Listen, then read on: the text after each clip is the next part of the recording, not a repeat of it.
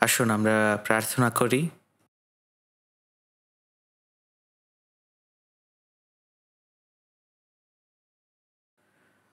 আমাদের স্বর্গীয় দয়াময় পিতা, তুমি আমাদেরকে অনেক অনেক ভালোবাসো এবং সর্বসময় তোমার অনুগ্রহের মধ্যে রেখেছ। পিতা, সত্যি তোমাকে অনেক অনেক ধন্যবাদ জানাই। পিতা, এই সময় আমরা যারা তোমার বহুমূল্য রক্তের মধ্য দিয়ে ধৌত হয়েছি, আমরা প্রত্যেকে এখানে তোমার সাক্ষাতে একত্রিত হয়েছি তোমার মহৎ ভালোবাসার প্রশংসা করার উদ্দেশ্যে, এবং যেন সহভাগিতায় অংশগ্রহণ করতে পারি যে বিষয়ে তুমি আমাদেরকে আজ্ঞা দিয়েছিলে। এবং এমনকি এ সময় আমরা বিশ্বাস করি যে তুমি আমাদের মধ্যবর্তী রয়েছ। পিতা, আমাদের প্রত্যেককে তুমি সাহায্য করো এবং আমাদের প্রত্যেককে তুমি খ্রিস্টের সৈনিক হিসেবে গড়ে তোলো, এবং আমাদেরকে সাহায্য করো যেন আমরা তোমার গৌরবের নিমিত্তে বেঁচে থাকতে পারি, শুধুমাত্র তোমার জন্যই বাঁচতে পারি, তোমার বাক্য এবং পবিত্র আত্মায় পরিপূর্ণ হতে পারি। পিতা, আমাদের প্রত্যেকে তুমি সুরক্ষা দান করো এবং আমাদেরকে পরিচালিত করো। এই সমস্ত পৃথিবী দিনের পর দিন আরও বেশি পাপে পরিপূর্ণ হয়ে যাচ্ছে, এবং তোমার সাহায্য ছাড়া আমরা কখনোই এই জগৎ থেকে আলাদা হতে পারছি না। তাই তোমার মহৎ দয়া, তোমার বাক্য এবং পবিত্র আত্মার মধ্য দিয়ে আমাদেরকে রক্ষা করো। আমাদেরকে সাহায্য করো যেন এই পৃথিবীতে তোমার যোগ্য সন্তান রূপে মণ্ডলীর জন্য বাঁচতে পারি। পিতা, এই সময় প্রার্থনা চাই এই পৃথিবীর সমস্ত ব্রাদার সিস্টারদের জন্য, যারা তাদের কঠিন পরিস্থিতির মধ্য দিয়েও সুসমাচার প্রচার করছে। পিতা, তুমি তাদেরকে তোমার দয়া, তোমার বাক্য এবং পবিত্র আত্মার মধ্য দিয়ে ধরে রাখো, যেন তারা এই শেষ সময় তোমার পবিত্র কার্য সম্পন্ন করতে পারে। এবং এই সময় প্রার্থনা চাই আমাদের সামার রিট্রিটের জন্য, যারা আমরা এই রিট্রিটে পরিশ্রম করছি এবং যারা এই রিট্রিটে পার্টিসিপেন্ট হিসেবে রয়েছে, তুমি তাদের প্রত্যেককে সাহায্য করো এবং অনেক মানুষ যেন তোমার বাক্যের কাছে আসে এবং পরিত্রাণ পায়। পিতা, দয়া করে তুমি আমাদের মধ্য দিয়ে কাজ করো, আমাদের সাথে তুমি কাজ করো, এবং যারা সুসমাচার প্রচার করছে এবং যে সমস্ত ব্রাদার সিস্টাররা অত্যন্ত পরিশ্রম করছে, তুমি তাদেরকে তোমার শক্তি, তোমার বাক্য এবং তোমার অনুগ্রহ দ্বারা ধরে রাখো, যেন তাদের কোনো পরিশ্রম বৃথা না হয়, কিন্তু যেন তোমার মহৎ উদ্দেশ্য তাদের মধ্য দিয়ে সাধিত হয়। এই চলমান রিট্রিটের মধ্য দিয়ে আমরা বিশ্বাস করি যে তুমি আমাদের সঙ্গে রয়েছ এবং তোমার সাহায্য যাচনা করছি। পিতা, পিতা, এই সময় আমাদেরকে সময়োপযোগী বাক্য দাও, যেন আমরা সেই বাক্য থেকে শিক্ষা গ্রহণ করে তোমার পথ অনুযায়ী চলতে পারি। এই সমস্ত প্রার্থনা প্রভু যীশু খ্রিস্টের নামে চাই, আমেন। আসুন আমরা বাইবেল খুলি। প্রথম করিন্থীয় 3 অধ্যায়, প্রথম করিন্থীয় 3 অধ্যায়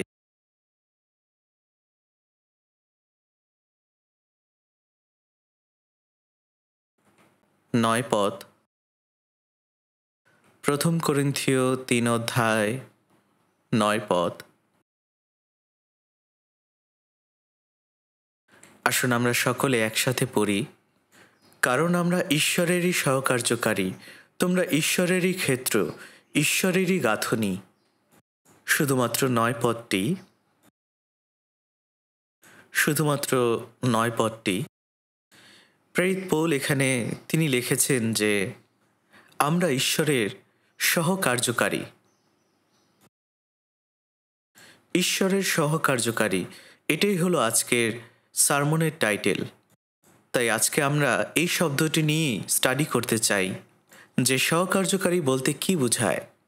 যখন কোনো কেউ কারোর সাথে একই উদ্দেশ্য নিয়ে একই সাথে কাজ করে, যখন লোকেরা একত্রিত হয় এবং একটি নির্দিষ্ট উদ্দেশ্য নিয়ে একসাথে কাজ করে, নতুন জন্মপ্রাপ্ত খ্রিস্টিয়ান অর্থাৎ পরিত্রাণপ্রাপ্ত প্রত্যেকটি খ্রিস্টিয়ান ঈশ্বরের উপস্থিতিতেই তাদের বাকি জীবনটা বাঁচে, এবং আমরা ঈশ্বরের ইচ্ছা, ঈশ্বরের আকাঙ্ক্ষা পালন করে থাকি।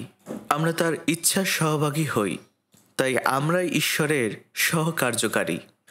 আর তাই 2 করিন্থীয় 6 অধ্যায় 1 পদে বলা হয়েছে, আর তাহার কার্য করিতে করিতে আমরাও নিবেদন করিতেছি, তোমরা ঈশ্বরের অনুগ্রহ বৃথা গ্রহণ করিও না।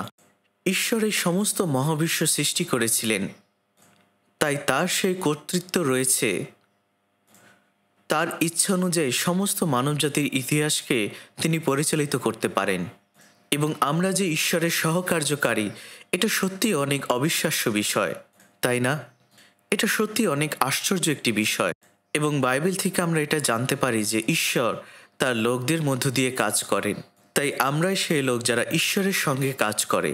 আমরা ঈশ্বরের সঙ্গে এক হয়ে কাজ করছি সহকার্যকারী হিসেবে, যেখানে আমাদের উদ্দেশ্য এক, আমরা তার ইচ্ছা পরিপূর্ণ করছি।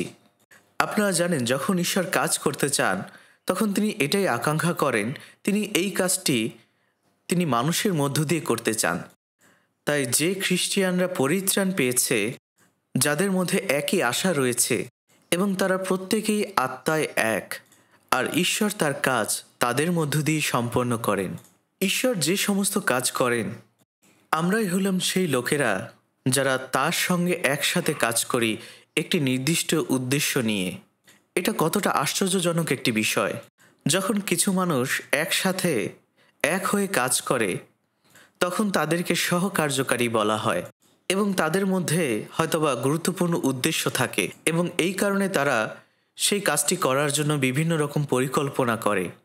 এবং যদি একজন কার্যকারী ঠিক মতন তার কাজটি না করে, যদি সে তার কাজে অলস হয়ে থাকে, তাহলে তার জন্য সমস্ত প্রজেক্টটি, সমস্ত কাজের জায়গাটি যেখানে প্রত্যেকে কাজ করছে, সেই সমস্ত কিছু ভেঙে পড়তে পারে।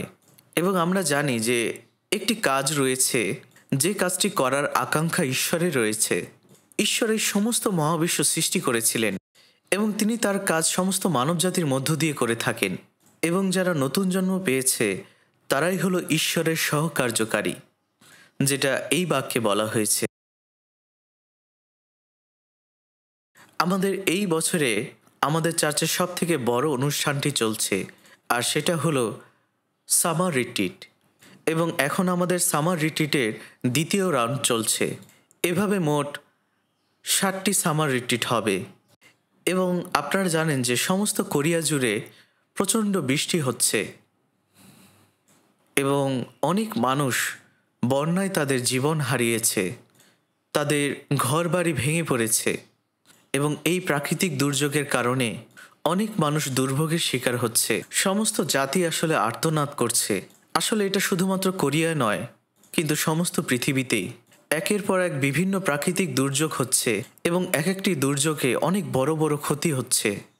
এমনকি আমরাও অনেক কঠিন পরিস্থিতির মধ্য দিয়ে যাচ্ছি, তবু আমরা এই সামার রিট্রিটটি চালিয়ে যাচ্ছি এবং অনেক মানুষ এখানে একত্রিত হয়েছে। অনেক অনেক মানুষ সামার রিট্রিটে যোগ দিয়েছে এবং শুধুমাত্র প্রচারক নয় যারা সুসমাচার প্রচার করছে, কিন্তু সমস্ত ব্রাদার সিস্টাররা একসাথে একত্রিত হয়ে কাজ করছে। আমরা প্রত্যেকে ঈশ্বরের কাছ থেকে পাওয়া শক্তিতেই কাজ করছি। আমরা ঈশ্বরের ইচ্ছা পরিপূর্ণ করছি এবং তিনি আমাদের মধ্য দিয়ে কাজ করছেন। এবং সেই কাজটি হলো, আপনারা যেটা সবাই জানেন, তা হলো সুসমাচার প্রচারের কাজ। এই পৃথিবীর হারানো আত্মাদের কাছে সুসমাচার প্রচার করা। কারণ আমরা জানি যে শেষ সময় খুবই কাছে চলে এসেছে। জিরমীয় 8:20 লেখা আছে, শস্য কাটিবার সময় গেল, ফল চয়নের কাল শেষ হইল, কিন্তু আমাদের পরিত্রাণ হয় নাই। শস্য কাটার সময় চলে গিয়েছে, কিন্তু এখনও আমাদের পরিত্রাণ হয় নাই। এই পৃথিবীতে এখনও অনেক মানুষ পরিত্রাণ পায়নি। ক্ষেতের শস্যগুলো অপেক্ষা করছে যেন ক্ষেতের কার্যকারী এসে তাদেরকে তুলে নেয়। আমরা ঈশ্বরের কার্যকারী, আমাদের মধ্য দিয়ে সেই হারানো আত্মাগুলো পরিত্রাণ পেতে পারে। তাই আমরা কখনো আমাদের কাজে অলসতা করতে পারি না। হিতোপদেশ 10:5 লেখা আছে, যে গ্রীষ্মকালের সঞ্চয় করে সে বুদ্ধিমান পুত্র, যে শস্য কাটিবার সময় নিদ্রিত থাকে সে লজ্জাজনক পুত্র। আমরা জানি যে শস্য কাটার সময় সমস্ত যুবক থেকে বৃদ্ধ সকল লোক তখন কাজ করে। যুবকেরা ক্ষেত থেকে ফসল তুলে নিয়ে আসে, কিন্তু দুর্ভাগ্যবশত কিছু মানুষ রয়েছে যারা শস্য কাটার সময় ঘুমিয়ে থাকবে। হ্যাঁ, অবশ্যই আমরা ঈশ্বরের সন্তান এবং আমরা ঈশ্বরের কার্যকারী, যারা আমরা তার কাজে অত্যন্ত পরিশ্রম করছি। কিন্তু যদি আমরা এমন খ্রিস্টিয়ান হই, এমন ঈশ্বরের সন্তান হই যারা এই জগতে ঘুমিয়ে রয়েছি, এই জগৎকে ভালোবাসছি, তাহলে আমরা আমাদের কাজের জন্য লজ্জিত হব। দয়া করে আমরা যেন এই রকম অলস না হই, যেন আমাদের কাজের জন্য আমাদের পিতা ঈশ্বর লজ্জিত না হন। আমরা ঈশ্বরের কার্যকারী, এটা কতটা আশ্চর্যজনক একটি বিষয়। ২ করিন্থীয় ৬:১ বলা হয়েছে যে আমরা তার সঙ্গে কাজ করছি। এখানে বলা হয়েছে, আর তাহার সঙ্গে কার্য করিতে করিতে আমরা নিবেদনও করিতেছি, তোমরা ঈশ্বরের অনুগ্রহ বৃথা গ্রহণ করিও না। আপনি কি এটা চিন্তা করতে পারছেন? ঈশ্বর, যিনি এই সমস্ত মহাবিশ্ব সৃষ্টি করেছিলেন, যিনি সমস্ত কিছু করতে পারেন, আমরা তার সহকার্যকারী। এবং এটাই সত্য, আমাদের এই সামার রিট্রিটের মধ্য দিয়ে অনেক অনেক মানুষ নতুন জন্ম পেয়েছে, অনেক মানুষ পরিত্রাণ পেয়েছে। এই সময় অনেক অনেক মানুষ রয়েছে যারা এরকম চিন্তা করছে যে আমি দেশের বাইরে ঘুরতে যাব, অথবা কোনো সমুদ্র সৈকতে আনন্দঘন সময় কাটাবো। তারা হয়তোবা সেখানে রিল্যাক্স করছে, তাদের সময়টাকে উপভোগ করছে। কিন্তু আমরা সেই সময়টি আমরা বিশ্বস্ত হতে পারি এবং সুসমাচার প্রচারের জন্য আমাদের সর্বোচ্চ চেষ্টা করতে পারি। এবং আমি এটা বিশ্বাস করি যে ঈশ্বর আমাদের মধ্য দিয়ে মহৎ কাজ করছেন।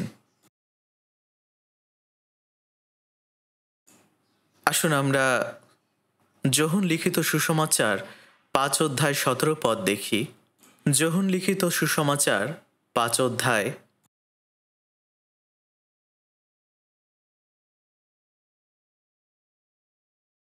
যোহন লিখিত সুসমাচার ৫:১৭।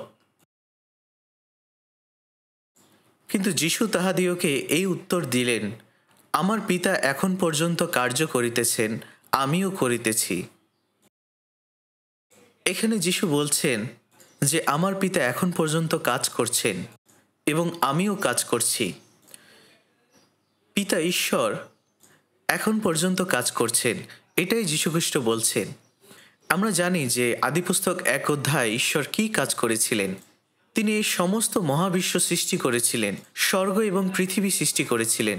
এবং তাই আদিপুস্তক ২:১ লেখা আছে, এইরূপে আকাশমণ্ডল ও পৃথিবী এবং তাহার মধ্যকার সমস্ত কিছু নির্মাণ কার্য সমাপ্ত হইল। এবং ৭ম দিনে তিনি তার সমস্ত কাজ শেষ করে সেই দিন তিনি বিশ্রাম নিয়েছিলেন। বিষয়টি এমন নয় যে তার বিশ্রাম নেওয়ার প্রয়োজন ছিল, কিন্তু তিনি এই কারণে বিশ্রাম নিয়েছিলেন কারণ সমস্ত কাজ শেষ হয়েছিল, আর কোনো কাজ অবশিষ্ট ছিল না। এই কারণে তিনি ৭ম দিনে বিশ্রাম নিয়েছিলেন। তিনি ৭ম দিনের পর থেকে বিশ্রাম নিচ্ছেন কারণ তিনি তার সমস্ত কাজ শেষ করেছিলেন। তাই আদিপুস্তক ২:১ লেখা আছে, এইরূপে আকাশমণ্ডল ও পৃথিবী এবং তাহার মধ্যকার সমস্ত কিছুর নির্মাণ কার্য সমাপ্ত হইল। কিন্তু আমরা জানি যে আদিপুস্তক ১ম অধ্যায়ের শেষে ঈশ্বর মানুষকে তার প্রতিমূর্তিতে সৃষ্টি করেছিলেন, কারণ এই সমস্ত সৃষ্টির পেছনে মূল উদ্দেশ্য ছিল মানুষ। তাই সমস্ত কিছু সৃষ্টির পরে তিনি মানুষকে সৃষ্টি করেছিলেন এবং এই সৃষ্টির মধ্য দিয়ে তার কাজ সমাপ্ত হয়েছিল এবং তিনি বিশ্রাম নিয়েছিলেন। কিন্তু এখানে আমরা দেখতে পাচ্ছি যে যীশুখ্রিস্ট বলছেন যে পিতা ঈশ্বর এখনও কাজ করে যাচ্ছেন। কিন্তু আমরা দেখেছি যে ঈশ্বর তার সৃষ্টির কাজটি সম্পূর্ণভাবে সমাপ্ত করেছিলেন। তাহলে কেন যীশুখ্রিস্ট এই কথা বলেছিলেন যে আমার পিতা এখন পর্যন্ত কাজ করে যাচ্ছে? আমরা জানি যে আদিপুস্তক ৩ এদন বাগানে আদম এবং হাওয়াকে রেখেছিলেন এবং সেখানে একটি গাছ ছিল, সেটা হলো সদাসৎ জ্ঞানদায়ক বৃক্ষ। যে বৃক্ষের ফল খাওয়ার কারণে আদম এবং হাওয়া ঈশ্বরের অবাধ্য হওয়ার জন্য পাপ করেছিল এবং সত্যি এই কারণে তারা মরেছিল। আসলে বিষয়টি এমন নয় যে সেই ফলে কোনো বিষ ছিল বা ক্ষতিকারক কিছু ছিল, কিন্তু আসল সমস্যাটি হলো তারা ঈশ্বরের বাক্যের অবাধ্য হয়েছিল। কিন্তু আমরা এটা জানি যে আদম এবং হাওয়া হলো মানব জাতির প্রতিনিধি, যারা শয়তানের কাছে প্রলোভিত হয়। তারা শয়তানের সেই পরীক্ষায় ব্যর্থ হয়েছিল। প্রথমে হাওয়া সেই ফলটি খেয়েছিল এবং পরবর্তীতে আদম সেই ফলটি খায় এবং সেই দিনই তাদের মৃত্যু হয়। কিন্তু আমরা জানি যে আদম ৯০০ বছরের উপরে বেঁচে ছিল। আদম যখন সেই ফলটি খেয়েছিল তখন তার আত্মিক মৃত্যু হয়েছিল। অবশ্যই তখনও তার মধ্যে আত্মা ছিল, কিন্তু আসল বিষয়টি হলো তার সাথে ঈশ্বরের সম্পূর্ণভাবে বিচ্ছেদ হয়েছিল। ঈশ্বর যিনি জীবনের উৎস, তার সাথে তার বিচ্ছেদ হয়েছিল। আমরা জানি যে ঘরের সিলিংয়ে যখন একটি আলো জ্বালানো হয় তখন সেই আলোটি সমস্ত ঘরে ছড়িয়ে পড়ে। সেই আলোর কারণে সমস্ত অন্ধকার জায়গাগুলোতেও আলো ছড়িয়ে পড়ে। কিন্তু যে শক্তির কারণে সেই লাইটটি জ্বলছে, সেই বৈদ্যুতিক শক্তি বা ইলেকট্রিসিটি যদি অফ করে দেওয়া হয়, তাহলে সে তার সমস্ত কার্যকারিতা হারিয়ে ফেলবে।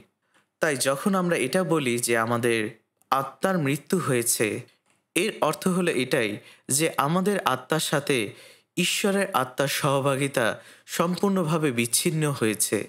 ঠিক যেমনটা বৈদ্যুতিক লাইনে যখন সংযোগ বিচ্ছিন্ন হয়, তাই সমস্ত মানুষ যারা পাপে জন্ম নিয়েছে তারা প্রত্যেকেই আদমের কাছ থেকে এসেছে, যারা সম্পূর্ণভাবে ঈশ্বরের সঙ্গে বিচ্ছিন্ন অবস্থায় জন্ম নিয়েছে। কিন্তু ঈশ্বর কখনোই তাদেরকে এই রকম অবস্থায় ফেলে রেখে দেননি। তিনি তার কাজ চালিয়ে নিয়ে গেছেন। তিনি তার নতুন একটি কাজ শুরু করেছিলেন, আর সেই কাজটি হলো এই মৃত আত্মাদেরকে জীবনের কাছে নিয়ে আসা। আর এই কারণেই যীশুখ্রিস্ট এই কথা বলেছিলেন যে আমার পিতা এখন পর্যন্ত কাজ করছে, আমিও করছি। যখন আদম এবং হাওয়া পাপে পতিত হয়েছিল, তখন থেকে ঈশ্বর তার কাজ আবার শুরু করে দিয়েছিলেন।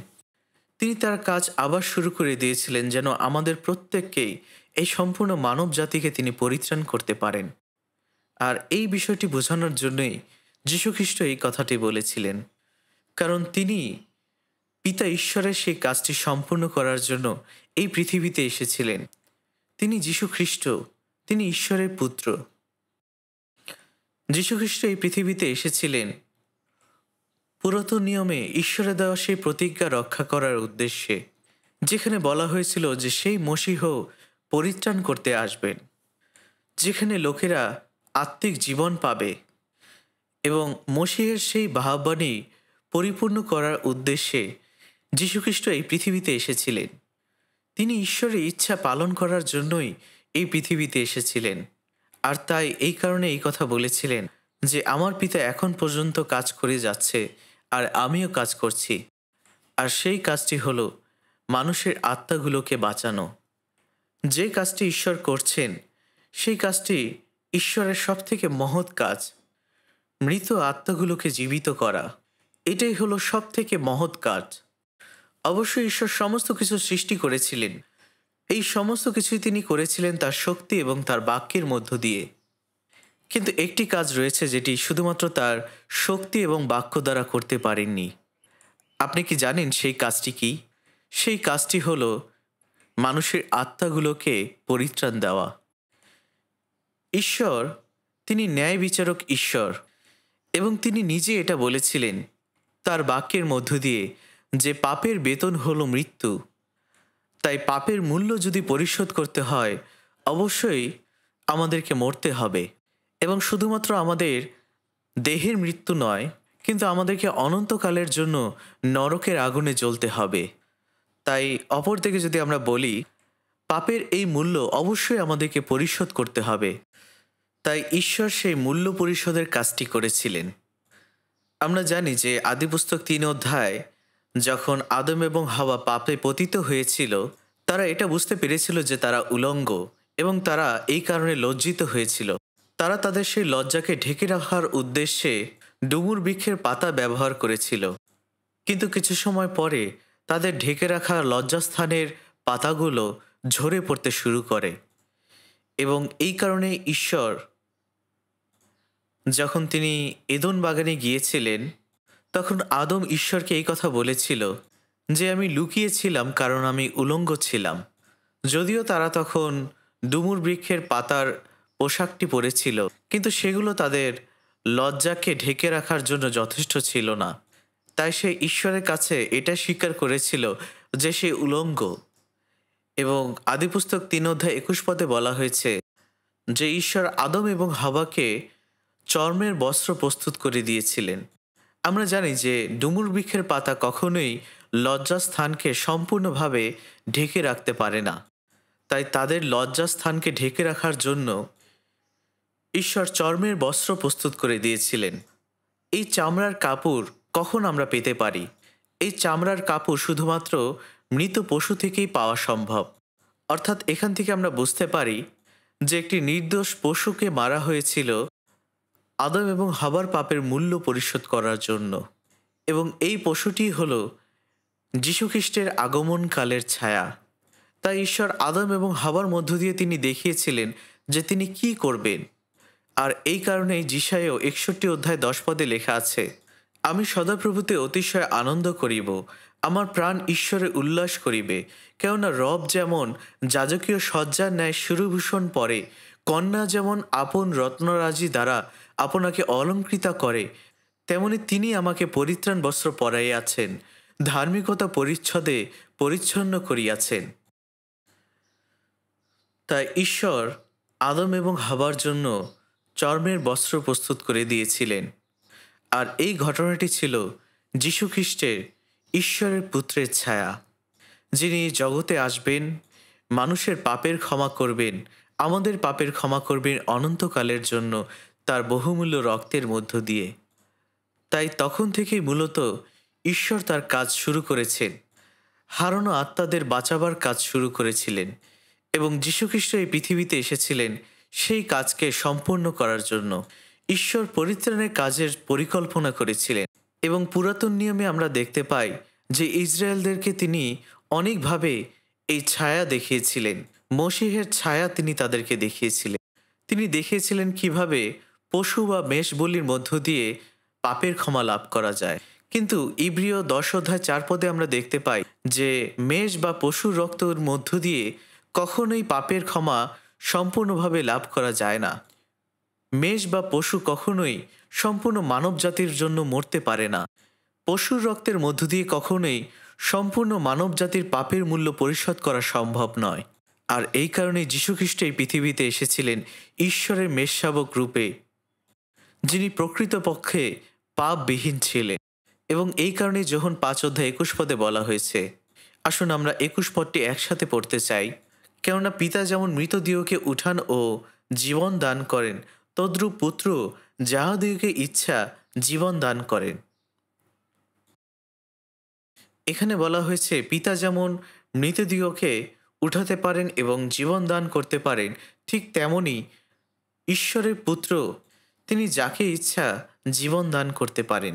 কিন্তু এই কাজটি তিনি তার বাক্য এবং তার শক্তিতে করেননি, কারণ ঈশ্বর হলেন ন্যায় বিচারক ঈশ্বর, এবং পাপের বেতন হলো মৃত্যু। এবং এই পাপের মূল্য কখনোই ছাগল বা মেষের রক্তের মধ্য দিয়ে পরিশোধ করা সম্ভব নয়। এটা শুধুমাত্র তখনই মূল্য পরিশোধ করা সম্ভব হবে যখন সম্পূর্ণ নিখুঁত ধার্মিক যীশুখ্রিস্ট, ঈশ্বরের পুত্র, তিনি এই মূল্য পরিশোধ করবেন। তাই ঈশ্বর যে পরিকল্পনা মানবজাতির উদ্ধারের জন্য করেছিলেন, সেই পরিকল্পনাটি পরিপূর্ণ করেছিলেন যীশুখ্রিস্ট এই পৃথিবীতে এসে। তাই ঠিক যেমনটা ঈশ্বর মৃতদেরকে উঠাতে পারেন এবং জীবিত করেন, সেই কাজটি যীশুখ্রিস্ট এই পৃথিবীতে এসে সম্পূর্ণ করেছিলেন। তাই যীশুখ্রিস্ট যদি মৃতদেরকে জীবিত করতে চান, তাহলে একমাত্র উপায় হলো, একমাত্র গ্রহণযোগ্য ব্যবস্থা হলো একটি পাপবিহীন জীবন, একটি ধার্মিক জীবন। আর এই কারণে যিশায় 7:14 লেখা আছে, অতএব প্রভু আপনি তোমাদিগকে এক চিহ্ন দিবেন, দেখো এক কন্যা গর্ভবতী হইয়া পুত্র প্রসব করিবে, ও তাহার নাম ইম্মানুয়েল, আমাদের সহিত ঈশ্বর রাখিবে। যীশুখ্রিস্ট সম্পূর্ণ মানুষরূপে এই পৃথিবীতে এসেছিলেন, কিন্তু তিনি মূলত আদমের বংশ থেকে আসেননি। কারণ এই পৃথিবীর প্রত্যেকটি মানুষ তারা পাপী হয়ে পৃথিবীতে এসেছে। আর এই কারণে একজন পাপীকে তার পাপের জন্য মূল্য দিতে হবে এবং তার পাপের জন্য তাকে মরতে হবে। তাই ঈশ্বর যীশুখ্রিস্টকে এই পৃথিবীতে পাঠিয়েছিলেন সম্পূর্ণ পবিত্র আত্মার মধ্য দিয়ে, একজন নিষ্পাপ নিষ্কলঙ্ক মানুষ রূপে। এবং আমরা দেখেছি ফিলিপিও 2:6 লেখা আছে, যীশুখ্রিস্ট ঈশ্বরের স্বরূপ বিশিষ্ট ছিলেন, তিনি ঈশ্বরের সমান ছিলেন। কারণ আমরা জানি পিতা ঈশ্বর, পুত্র ঈশ্বর এবং পবিত্র আত্মা ঈশ্বর। কিন্তু ঈশ্বরের সমান হয়েও তিনি নিজেকে শূন্য করেছিলেন এবং তিনি মানুষ রূপে এই পৃথিবীতে জন্ম নিয়েছিলেন। তিনি নিজেকে নত এবং নম্র করেছিলেন। তিনি দাসের রূপ ধারণ করেছিলেন। আমরা জানি আমরা প্রত্যেকেই মানুষ হয়ে জন্ম নিয়েছি এবং আমরা প্রত্যেকেই পাপী। কিন্তু যীশুখ্রিস্ট পাপবিহীন হয়ে এই পৃথিবীতে এসেছিলেন এবং তিনি তার সমস্ত জীবনে কোনো ধরনের পাপ করেননি। যদিও তার আমাদের মতনই মাংসিক দেহ ছিল, যে কাজগুলো আমরা করতে পারি না, যে বাক্য এবং ব্যবস্থা আমরা পালন করতে পারি না আমাদের পাপের স্বভাবের জন্য, সেই সমস্ত তিনি সম্পূর্ণভাবে করেছিলেন। সমস্ত বাক্য এবং ব্যবস্থা তিনি পালন করেছিলেন এবং একজন পরিপূর্ণ নিষ্পাপ ধার্মিক ব্যক্তি হিসেবে তিনি সমস্ত মানবজাতির পাপকে তার কাঁধে তুলে নিয়েছিলেন, কারণ তিনি তার জীবনে সমস্ত ব্যবস্থা পালন করেছিলেন এবং তিনি এক বিন্দু পরিমাণ পাপ করেননি। তাই তার মধ্যে ছিল প্রকৃত যোগ্যতা। তাই ঈশ্বর তার পুত্রকে মানুষরূপে এই পৃথিবীতে পাঠিয়েছিলেন। তিনি সম্পূর্ণভাবে মানুষ এবং সম্পূর্ণভাবে ঈশ্বর ছিলেন এবং তিনি ধার্মিক ছিলেন, যেন তিনি আমাদের পাপের মূল্য পরিশোধ করতে পারেন। এই কারণে রোমিও 3:23-24 পদে লেখা আছে, কেননা সকলেই পাপ করিয়াছে এবং ঈশ্বরের গৌরববিহীন হইয়াছে, উহারা বিনামূল্যে তাহারই অনুগ্রহে যীশুখ্রিস্টতে প্রাপ্ত মুক্তি দ্বারা ধার্মিক গণিত হয়। হয়তোবা এই বাক্যটি এভাবে বলা যেতে পারত যে প্রত্যেকেই পাপ করেছে আর এই কারণে প্রত্যেকেই নরকে যাবে, কিন্তু এখানে বলা হয়েছে কেননা সকলেই পাপ করিয়াছে এবং ঈশ্বরের গৌরববিহীন হইয়াছে। এটাই হলো মানব জাতির সব থেকে বড় সমস্যা, কারণ এই মানব জাতি ঈশ্বরের গৌরববিহীন হয়েছে। ঈশ্বর মানুষকে তার প্রতিমূর্তিতে সৃষ্টি করেছিলেন। তিনি তার গৌরবের জন্য তাকে সৃষ্টি করেছিলেন, কারণ তার এই সৃষ্টিটি হলো সমস্ত সৃষ্টির ঊর্ধ্বে। এটি তার একটি মাস্টারপিস। ঈশ্বরের সমস্ত সৃষ্টির মধ্যে আর এমন কোনো সৃষ্টি পাওয়া যাবে না যেটা ঈশ্বরের প্রতিমূর্তিতে সৃষ্টি করা হয়েছিল। কেন ঈশ্বর মানব জাতিকে তার প্রতিমূর্তিতে সৃষ্টি করেছিলেন? যেন তিনি তাদের জন্য তার নিজের জীবনকে দিতে পারেন, যেন তিনি তার ভালোবাসা আমাদেরকে দিতে পারেন এবং যেন তিনি তার গৌরব আমাদেরকে দিতে পারেন, যেন আমরা তার সন্তান হই, যেন এই মানব জাতি, যেন আমরা ঈশ্বরের সঙ্গে স্বর্গে অনন্তকালের জন্য থাকতে পারি। কিন্তু পাপের কারণে এই সম্পূর্ণ মানব জাতি পতিত হয়েছে এবং সেই স্বর্গরাজ্যে প্রবেশ করতে পারবে না। প্রত্যেকটি মানুষ পাপ করেছে এবং তারা ঈশ্বরের গৌরববিহীন হয়েছে। যে পাপটি এই মানব জাতি সৃষ্টি করেছিল, সেই পাপের সমাধান করার জন্য ঈশ্বর তিনি নিজেকে সঁপিয়ে দিয়েছিলেন এবং তাই এখানে বলা হয়েছে, উহারা বিনামূল্যে তাহারই অনুগ্রহে যীশুখ্রিস্টতে প্রাপ্য মুক্তি দ্বারা ধার্মিক গণিত হয়। যখন যীশুখ্রিস্ট ক্রুশে আমাদের পাপের জন্য মরেছিলেন, তখন আমরা সেই পাপের ক্ষমা পেয়েছিলাম তার অনুগ্রহের জন্য।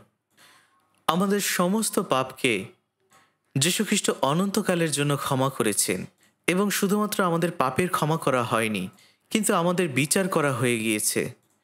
এর অর্থ হলো আমরা ঈশ্বরের চোখে ধার্মিক, ঠিক যেমনটা সমস্ত ব্যবস্থা পালন করলে আমরা তা করতে পারি। এবং মানবজাতির পরিত্রাণের জন্য ঈশ্বরের পরিকল্পনার কাজটি যীশুখ্রিস্ট পরিপূর্ণ করেছিলেন, যেন সমস্ত মানবজাতি ঈশ্বরের গৌরবের মধ্যে প্রবেশ করতে পারে। আসুন আমরা যিশায় 57 অধ্যায় দেখতে চাই। যিশায় 57 অধ্যায়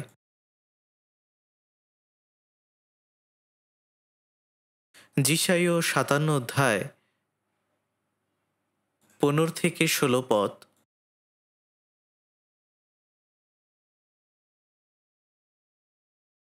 যিশায় 57 অধ্যায় 15 এবং 16 পদ। যিশায় 57 অধ্যায় 15 এবং 16 পদ।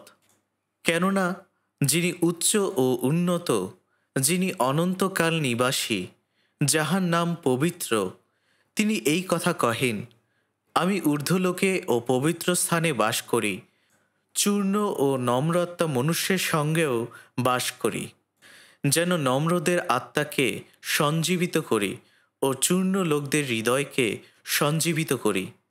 কারণ আমি নিত্য বিবাদ করিব না, সর্বদা ক্রোধ করিব না, করিলে আত্মা এবং আমার নির্মিত প্রাণী সকল আমার সম্মুখে মূর্ছাপন্ন হইবে। এটা সত্যি অনেক আশ্চর্যজনক একটি বাক্য। এখানে সেই উচ্চ এবং উন্নত অনন্তকাল নিবাসী ঈশ্বরের কথা বলা হয়েছে। এই উচ্চ এবং উন্নত ঈশ্বরের থেকে আর কোনো ঈশ্বর এই পৃথিবীতে নেই। ঈশ্বর এই সমস্ত মহাবিশ্ব সৃষ্টি করেছিলেন। তিনি এই সমস্ত কিছুর সৃষ্টিকর্তা। তিনি সর্বশক্তিমান এবং তিনি অনন্তকাল নিবাসী। আর এখানে বলা হয়েছে তার নাম পবিত্র। এখানে ঈশ্বর বলছেন যে আমি সব থেকে উচ্চ এবং পবিত্র স্থানে বাস করছি। কিন্তু এখানে তিনি আরেকটি কথা বলেছেন যে আমি ঊর্ধ্বলোকে পবিত্র স্থানে বাস করি, চূর্ণ ও নম্রতা মনুষ্যের সঙ্গেও বাস করি। যখন একজন পাপী তার পাপ সম্পর্কে বুঝতে পারে এবং তার পাপের জন্য সে অনুতপ্ত হয় এবং যখন সে সেই পাপ থেকে মন ফিরায়, মন পরিবর্তন করে, তখন সেই পাপীটি ঈশ্বরের চোখে নম্র হয়। ঈশ্বর তখন সেই নম্র ব্যক্তিকে অনুগ্রহ দান করেন। এমনকি যারা পাপ করছে, যারা পাপ করে এবং যারা কখনো এটা জানে না যে কিভাবে মন ফিরাতে হয়, কিভাবে অনুতপ্ত হতে হয়, তারা আসলে ঈশ্বরের কাছে অনুতপ্ত হতে চায় না। তারা এটা মনে করে যে তাদের ধর্মকর্ম দ্বারা তারা স্বর্গে যেতে পারবে। তারা আসলে ঈশ্বরের চোখে অহংকারী।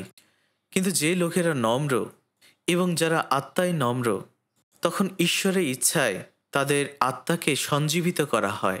যারা সত্যি এটা বুঝতে পারে যে তারা পাপী এবং যারা সত্যি ঈশ্বরের অনুগ্রহ যাচনা করছে, তাদের হৃদয়ের আকাঙ্ক্ষা এটাই যে ঈশ্বরের কাছ থেকে পরিত্রাণ পাওয়ার।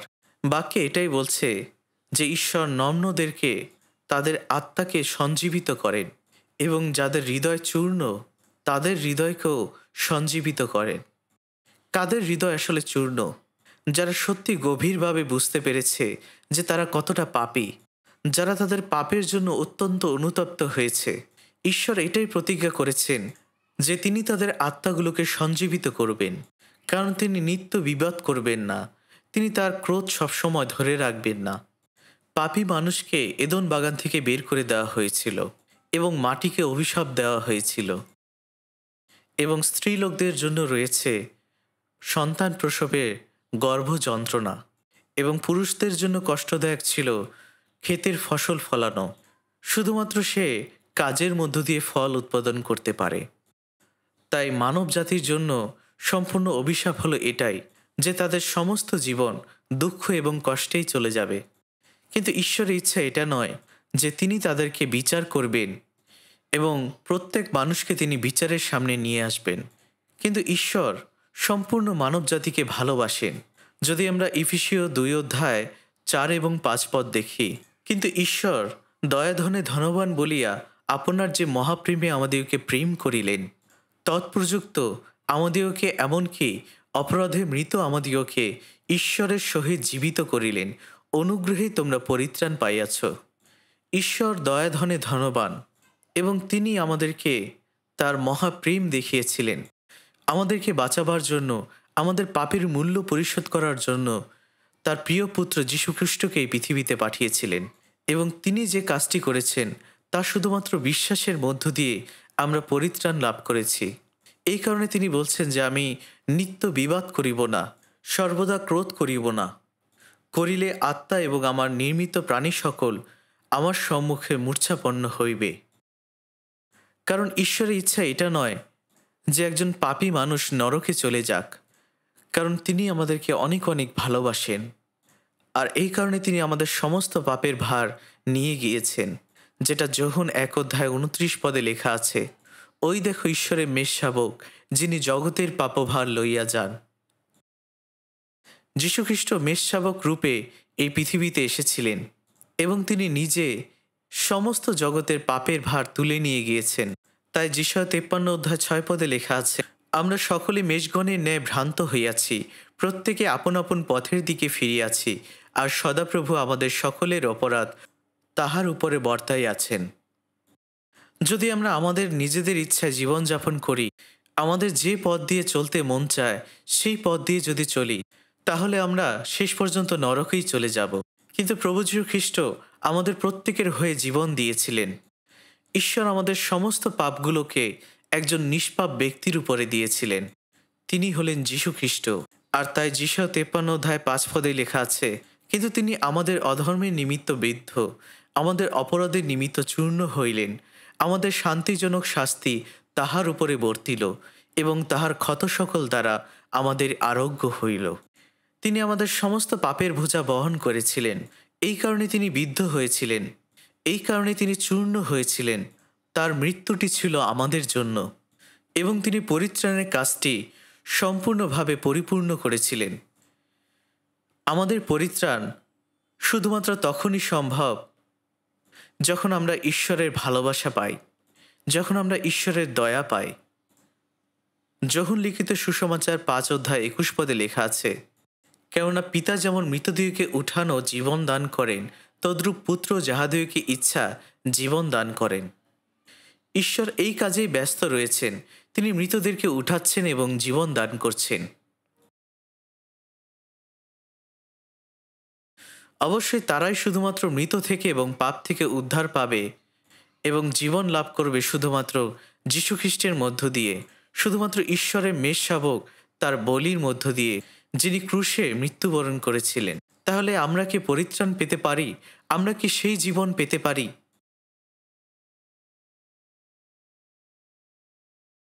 তাই এখানে বলা হয়েছে, কেননা পিতা যেমন মৃতদেহকে উঠান ও জীবন দান করেন, তদ্রূপ পুত্র যাহাদেরকে ইচ্ছা জীবন দান করেন।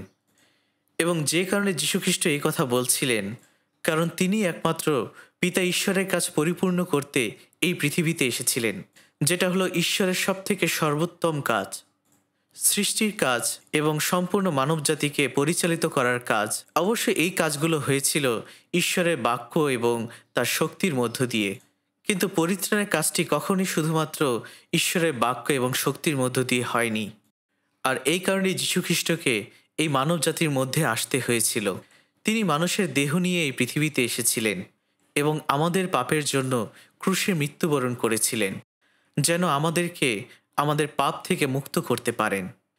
কারণ এটাই হলো একমাত্র পথ সমস্ত মৃত মানুষগুলোকে জীবনে ফিরিয়ে নিয়ে আসার জন্য। এই কারণে যীশুখ্রিস্ট এখানে বলেছেন, পুত্র যাহাদিওকে ইচ্ছা জীবন দান করেন। তাই যীশুখ্রিস্ট পিতা ঈশ্বরের ইচ্ছা পালন করতে এই পৃথিবীতে এসেছিলেন এবং তিনি মৃত্যু পর্যন্ত তার বাক্যের বাধ্য হয়েছিলেন। তাই আমাদেরকে বাঁচাবার জন্য যীশুখ্রিস্ট তার প্রিয় পুত্রকে এই পৃথিবীতে পাঠিয়েছিলেন এবং যীশুখ্রিস্ট এই পৃথিবীতে এসেছিলেন একটি বলি রূপে। তিনি আমাদের পাপের জন্য ক্রুশে মৃত্যুবরণ করেছিলেন, কারণ এই পাপের জন্য আমরা ঈশ্বরের গৌরববিহীন হয়েছিলাম। কিন্তু ঈশ্বরের অনুগ্রহের মধ্য দিয়ে প্রভু যীশু খ্রিস্ট আমাদেরকে মুক্ত করেছেন, আমাদেরকে বিচারের হাত থেকে মুক্তি দিয়েছেন। তাই আমাদের কোনো ধর্মকর্ম ছাড়াই, আমাদের কোনো কাজ ছাড়াই, শুধুমাত্র বিশ্বাসের মধ্য দিয়ে যে কাজটি তিনি করেছিলেন, আমরা পরিত্রাণ লাভ করেছি। আমরা এটা বিনামূল্যেই পেয়েছি। আসুন আমরা ইব্রিয় 2 অধ্যায় দেখি।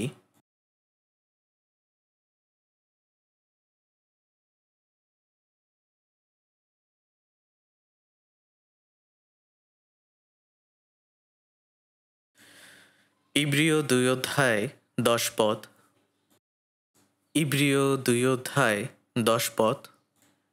কেননা যাহার কারণ সকলই ও যাহার দ্বারা সকলই হইয়াছে, ইহা তাহার উপযুক্ত ছিল যে তিনি অনেক পুত্রকে প্রতাপে আনয়ন সম্বন্ধে তাহাদের পরিত্রাণের আদিকর্তাকে দুঃখভোগ দ্বারা সিদ্ধ করেন। এখানে বলা হয়েছে, কেননা যাহার কারণ সকলই ও যাহার দ্বারা সকলই হইয়াছে, ইহা তাহার উপযুক্ত ছিল। এখানে যীশুখ্রিস্টের কথা বলা হয়েছে, অর্থাৎ তিনি ঈশ্বর, তিনি সেই সৃষ্টিকর্তা যার শক্তিতে সমস্ত কিছু পরিচালিত হচ্ছে। এবং ঈশ্বরের ইচ্ছা এটাই, যেন তার মধ্য দিয়ে অনেক মানুষ যেন ঈশ্বরের গৌরবের কাছে আসতে পারে। ঠিক যেমনটা যোহন 12 অধ্যায় 24 পদে লেখা আছে, সত্য সত্য আমি তোমাকে বলিতেছি, গমের বীজ যদি মৃত্তিকায় পড়িয়া না মরে, তবে তাহার একটি মাত্র থাকে, কিন্তু যদি মরে তবে অনেক ফল উৎপন্ন করে। যীশুখ্রিস্ট এই পৃথিবীতে এসেছিলেন আমাদের জন্য মৃত্যুবরণ করতে, যেন তিনি অনেক হারানো আত্মাকে ঈশ্বরের গৌরবের কাছে নিয়ে আসতে পারেন। তাদের পরিত্রাণের কর্তা হবার জন্য তিনি নিখুঁতভাবে সেই দুঃখ কষ্টের মধ্য দিয়ে গিয়েছিলেন। যীশুখ্রিস্টই হলেন আমাদের পরিত্রাণের কর্তা। তিনি মৃত্যুবরণ করেছিলেন ঠিক যেমনটা গমের বীজ মৃত্তিকায় পড়ে মরে যায়। তার সেই দুঃখ কষ্টের মধ্য দিয়ে তিনি অনেক মানুষের পরিত্রাণ সম্পন্ন করেছিলেন, যেন সেই মানুষগুলো ঈশ্বরের সন্তান হয় এবং তার গৌরব করে। এবং আমরা প্রত্যেকেই ব্যক্তিগতভাবে পাপ করেছি। আমরা প্রত্যেকেই ঈশ্বরের গৌরববিহীন হয়েছি। তিনি সেই কাজটি সম্পন্ন করেছেন। তিনি মানুষগুলোকে ঈশ্বরের গৌরবের কাছে নিয়ে এসেছেন।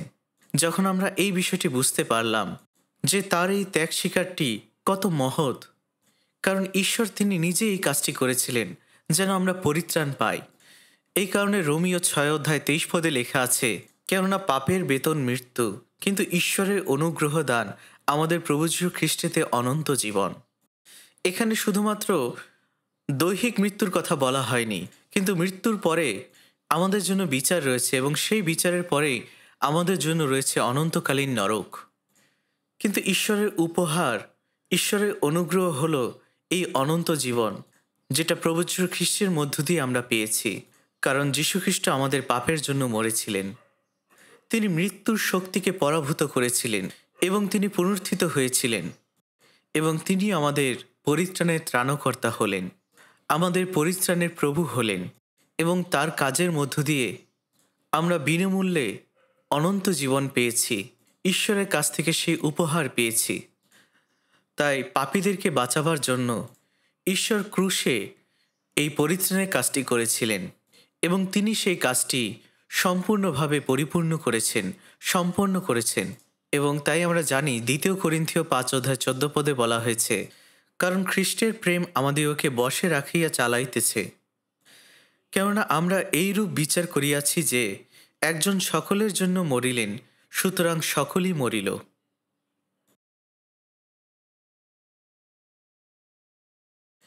এটা আসলে খুব ভালো একটি বিষয় যদি আমরা এই ধরনের বাক্যগুলো মুখস্থ করি। কারণ খ্রিস্টের প্রেম আমাদেরকে বশে রাখিয়া চালাইতেছে। পাপীদের কারণে যীশুখ্রিস্ট তার নিজের জীবন দিয়েছিলেন যেন তিনি তাদেরকে বাঁচাতে পারেন। আপনারা জানেন যে যীশুখ্রিস্ট এই কথা বলেছিলেন যে এর থেকে মহৎ কোনো ভালোবাসা এই পৃথিবীতে নেই, যখন কেউ তার বন্ধুর জন্য জীবন দেয়। তোমরা আমার বন্ধু যদি আমি যেটা আজ্ঞা করছি সেটা তোমরা পালন করো। যীশুখ্রিস্ট আমাদের বন্ধু হবার জন্য তিনি মৃত্যুবরণ করেছিলেন। তিনি আমাদের জন্য তার জীবন দিয়েছিলেন। এর থেকে মহৎ ভালোবাসা আর কোথাও নেই, যখন একজন বন্ধু তার বন্ধুদের জন্য জীবন দেয়। ঈশ্বর তার একমাত্র প্রিয় পুত্রকে পাঠিয়েছিলেন যেন সে ক্রুশে আমাদের জন্য জীবন দিতে পারে, যেন আমরা তার বন্ধু হতে পারি। এটা কত আশ্চর্য একটি বিষয়। আর এই কারণে খ্রিস্টের প্রেম আমাদেরকে বশে রাখতে পারে। এবং এখানে বলা হয়েছে একজন সকলের জন্য মরিলেন, সুতরাং সকলেই মরিল। সমস্ত মানব জাতিতে যত পাপ রয়েছে সমস্ত পাপ তিনি তুলে নিয়েছেন এবং তিনি আমাদের সকলের জন্য মৃত্যুবরণ করেছেন, অর্থাৎ আমরাই মারা গিয়েছি। একজন পাপীকে অবশ্যই তার পাপের মূল্য পরিশোধ করতে হবে, আর সেই পাপের মূল্যটি হল ক্রুশে মৃত্যুবরণ করা। আর এই কারণে রোমীয় 4:2 লেখা আছে, কিন্তু যীশু আমাদের অপরাধের নিমিত্ত সমর্পিত হইলেন এবং আমাদের ধার্মিক গণনার নিমিত্ত উত্থাপিত হইলেন। যীশুখ্রিস্টের মৃত্যুর মধ্য দিয়ে আমরা আমাদের পাপ থেকে মুক্তি পেয়েছি এবং তার পুনরুত্থানের মধ্য দিয়ে আমরা ধার্মিক গণিত হয়েছি। এভাবেই তিনি আমাদের জন্য নিজেকে সমর্পিত করেছিলেন। আসুন আমরা 1 যোহন 4 দেখি। 1 যোহন 4 1 যোহন 4:9 পদ। 1 যোহন 4:9 পদ। 1 যোহন 4:9 এবং 10 পদ। আসুন আমরা একসাথে পড়তে চাই। আমাদের মধ্যে ঈশ্বরের প্রেম ইহাতেই প্রকাশিত হইয়াছে যে ঈশ্বর আপনার একজাত পুত্রকে জগতে প্রেরণ করিয়াছেন, যেন আমরা তাহার দ্বারা জীবন লাভ করিতে পারি। ইহাতেই প্রেম আছে। আমরা যে ঈশ্বরকে প্রেম করিয়াছিলাম তাহা নয়, কিন্তু তিনি আমাদিওকে প্রেম করিলেন এবং আপন পুত্রকে আমাদের পাপার্থক প্রায়শ্চিত্ত হইবার জন্য প্রেরণ করিলেন। এই বাক্যগুলো সত্যি অনেক অভূতপূর্ব। ঈশ্বরের প্রেম আমাদের কাছে প্রকাশিত হয়েছে। ঈশ্বর তার প্রেম আমাদের কাছে প্রকাশ করেছেন ক্রুশে যীশুখ্রিস্টের মৃত্যুর মধ্য দিয়ে। ঈশ্বরের প্রেম আমাদের কাছে প্রকাশিত হয়েছে, কারণ ঈশ্বর জগৎকে এমন প্রেম করলেন যে তার একমাত্র প্রিয় পুত্রকে দান করলেন। তিনি কেন তার প্রিয় পুত্রকে আমাদের জন্য এই পৃথিবীতে পাঠিয়েছিলেন? যেন যে কেউ তাকে বিশ্বাস করে সে বিনষ্ট না হয়, কিন্তু অনন্ত জীবন পায়। আমরা যেন অনন্ত জীবন লাভ করতে পারি। এই কারণে যীশুখ্রিস্টকে আমাদের পাপের জন্য মরতে হয়েছিল। আর এভাবে ঈশ্বরের ভালোবাসা আমাদের কাছে প্রকাশিত হয়েছে। ঈশ্বর তার একমাত্র প্রিয় পুত্রকে এই পৃথিবীতে পাঠিয়েছিলেন যেন আমরা তার মধ্য দিয়ে জীবিত হই, যেন আমরা তার মধ্য দিয়ে জীবন লাভ করতে পারি। যখন আমরা তার মৃত্যু এবং তার পুনরুত্থানকে বিশ্বাস করি, তখন তার মধ্য দিয়ে আমরা জীবন লাভ করি। এখানে 10 পদে বলা হয়েছে, ইহাতেই প্রেম আছে, আমরা যে ঈশ্বরকে প্রেম করিয়াছিলাম তাহা নয়, কিন্তু তিনি আমাদিওকে প্রেম করিলেন এবং আপন পুত্রকে আমাদের পাপার্থক প্রায়শ্চিত্ত হইবার জন্য প্রেরণ করিলেন। আমরা প্রত্যেকে আমাদের পাপের জন্য আমরা অভিশপ্ত এবং এই কারণেই আমরা প্রত্যেকেই নরকে চলে যেতাম। তাই যে কারণে যীশুখ্রিস্ট ক্রুশে মৃত্যুবরণ করেছিলেন, কারণ আমরা ঈশ্বরের শত্রু ছিলাম, তাই আমাদের সমস্ত পাপ অনন্তকালের জন্য ক্ষমা করার মধ্য দিয়ে তিনি আমাদের জন্য সেই শান্তি চুক্তি করলেন। এটা কতটা আশ্চর্য অনুগ্রহ যেটা আমরা তার কাছ থেকে পেয়েছি। এই বিষয়টি কখনো আমরা আমাদের কল্পনাতেও, আমাদের চিন্তাতেও আমরা অনুসন্ধান করতে পারবো না। আমরা জানি যোহন 1:29 পদে লেখা আছে, যোহন যীশুখ্রিস্টকে তার কাছে আসতে দেখেছিলেন এবং তিনি এই কথা বলেছিলেন, ওই দেখো ঈশ্বরের মেষশাবক, যিনি জগতের পাপভার লইয়া যান। যীশুখ্রিস্টই হলেন তিনি, যিনি সমস্ত জগতের পাপ নিয়ে গিয়েছেন। যখন আমরা এই কথাটি বলি, তখন আমরা আমাদের পাপ এবং আপনার পাপ, সমস্ত মানুষের পাপ তার সাথে যুক্ত। তাহলে তিনি আমার সমস্ত পাপ তিনি নিয়ে গিয়েছেন, তিনি আমার সমস্ত পাপ তুলে নিয়েছেন। তাই এরকম একটি গান আছে যে, আপনি কি মনে করছেন যে যীশুখ্রিস্ট সমস্ত মানুষের পাপ তুলে নিয়ে গিয়েছেন শুধুমাত্র একজন মানুষের পাপ বাদে? না, যীশুখ্রিস্ট এই পৃথিবীর প্রত্যেকটি মানুষের পাপ তুলে নিয়ে গিয়েছে। তিনি ঈশ্বরের মেষশাবক রূপে, তিনি আমাদের পাপের জন্য বলি রূপে এই পৃথিবীতে এসেছিলেন। যে বিচারটি আমার হওয়ার কথা ছিল, যীশুখ্রিস্ট সেই বিচারটি তিনি তার কাঁধে তুলে নিয়েছিলেন এবং আমাদের জন্য পরিত্রাণের কাজটি সম্পন্ন করেছিলেন, আমাদের পাপের মূল্য পরিশোধ করে দিয়েছিলেন, যেটা আমরা যোহন 19:30 পদে দেখতে পাই। তিনি মৃত্যুবরণ করার পূর্বে এই কথা বলেছিলেন, ইট ইজ ফিনিশড, অর্থাৎ সমাপ্ত হইল। যখন আমরা আদিপুস্তক 2 অধ্যায় দেখি, সেখানে বলা হয়েছে ঈশ্বর তার সৃষ্টির কাজটি সমাপ্ত করলেন, কিন্তু পরিত্রাণের কাজটি এর থেকে একটু ভিন্ন, কারণ এই কাজটি শুধুমাত্র বাক্যের মধ্য দিয়ে সম্পন্ন হয়নি, কিন্তু এটা সম্পন্ন হয়েছে ঈশ্বরের বাক্যই মানুষরূপে এই পৃথিবীতে এসেছিলেন এবং ক্রুশে মৃত্যুবরণ করেছিলেন। যোহন 19:30 পদে তিনি বলেছিলেন সমাপ্ত হইল। পরে তিনি মাথা নত করলেন এবং তার আত্মা সমর্পণ করলেন। যীশুখ্রিস্ট পরিত্রাণের কাজটি সমাপ্ত করেছিলেন, তাই তিনি এই কথা বলেছিলেন সমাপ্ত হইল, এটা শেষ হলো, সম্পূর্ণ হলো। তাই পরিত্রাণের কাজটি সমাপ্ত করেছেন আমাদের প্রভু যীশু খ্রিস্ট। আর এই কারণেই ইব্রিয় 9:12 পদে লেখা আছে, ছাগের ও গোবৎসদের রক্তের গুণে নয়, কিন্তু নিজ রক্তের গুণে একবারে পবিত্র স্থানে প্রবেশ করিয়াছেন ও অনন্তকালীয় মুক্তি অর্জন করিয়াছেন। আপনারা জানেন যে পুরাতন নিয়মে ইসরায়েল লোকেরা সমাগম তাম্বুতে প্রত্যেক বছরে বছরে তারা পাপ স্বীকার করত। তারা মেষ বা ছাগল বলি দিত, আর এই মেষ বা পশু হল যীশুখ্রিস্টের ছায়া, মসিহের ছায়া। কিন্তু আসলে সত্যিকার অর্থে পশুদের রক্ত কখনোই মানুষের পাপ পুরোপুরিভাবে ক্ষমা করতে পারে না। তাই পাপের ক্ষমা শুধুমাত্র যীশুখ্রিস্টের রক্তের মধ্য দিয়েই সম্ভব। তাই এখানে এই বিষয়টি বলা হয়েছে। আসুন আমরা ইব্রিয় ৯ অধ্যায় দেখি। ইব্রিয় ৯ অধ্যায় ২৪ এবং ২৫ পদ।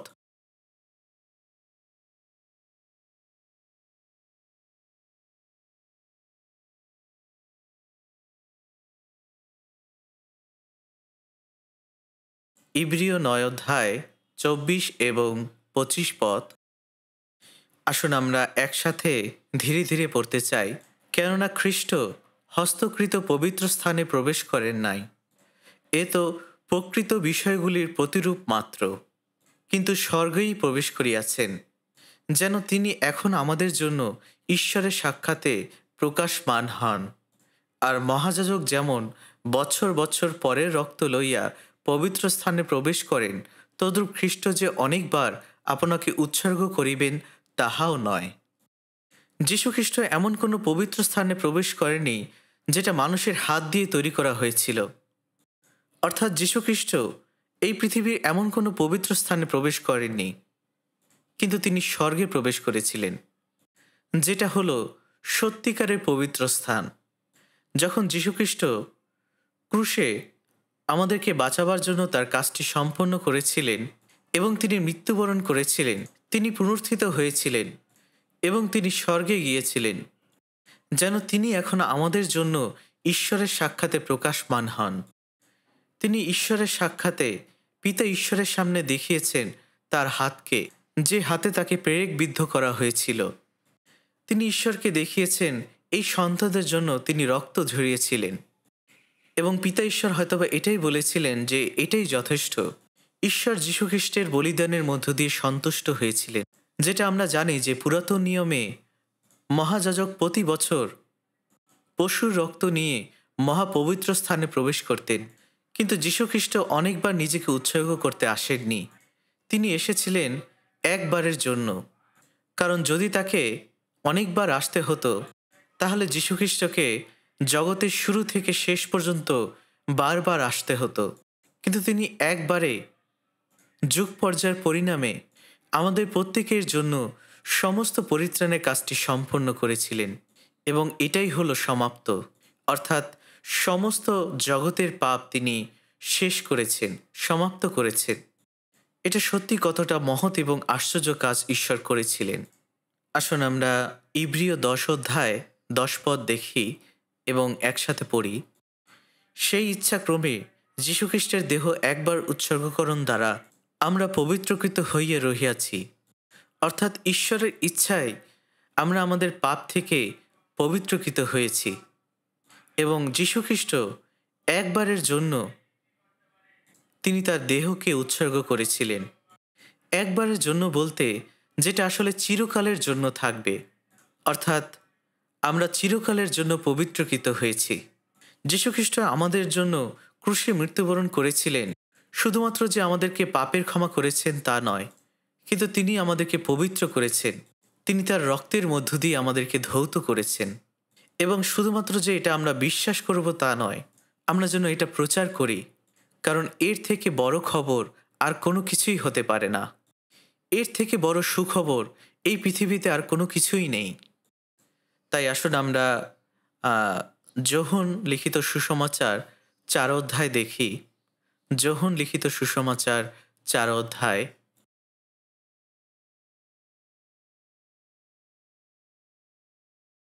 যোহন লিখিত সুসমাচার ৪ অধ্যায় ৩৫ পদ।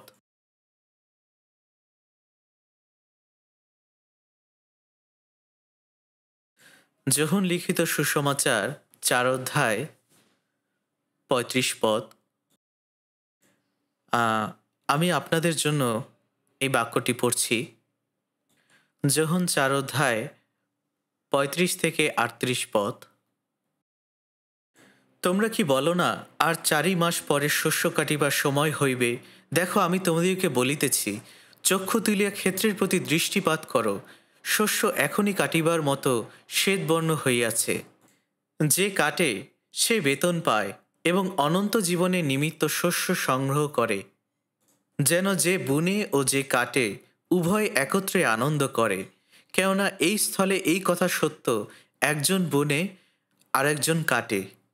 আমি তোমাদিগকে এমন শস্য কাটিতে প্রেরণ করিলাম, যাহার জন্য তোমরা পরিশ্রম করো নাই, অন্যেরা পরিশ্রম করিয়াছে, এবং তোমরা তাহাদের পরিশ্রম ক্ষেত্রে প্রবেশ করিয়াছ। যীশুখ্রিস্ট তার শিষ্যদেরকে বলছেন, তোমরা কি বলো না আর 4 মাস পরে শস্য কাটার সময় হবে? আমরা জানি যে সেই সময় যীশুখ্রিস্ট সমরীয় নগর দিয়ে যাচ্ছিলেন এবং সেখানে তিনি পাপে পরিপূর্ণ একজন স্ত্রীলোকের সাথে সাক্ষাৎ করেছিলেন এবং সেই স্ত্রীলোকটি বুঝতে পেরেছিল যে তিনি হলেন সেই মসীহ।